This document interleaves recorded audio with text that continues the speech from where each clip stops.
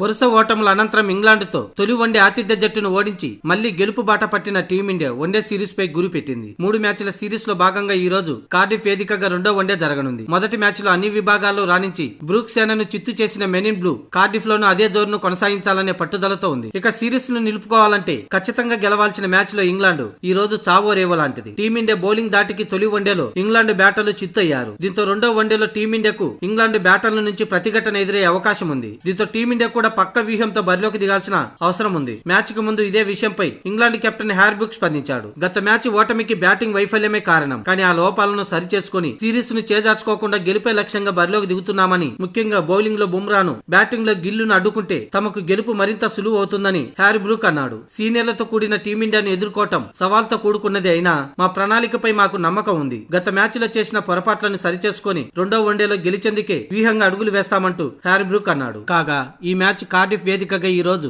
భారత కాలమాన ప్రకారం సాయంత్రం 5:30 ప్రారంభమవుతుంది.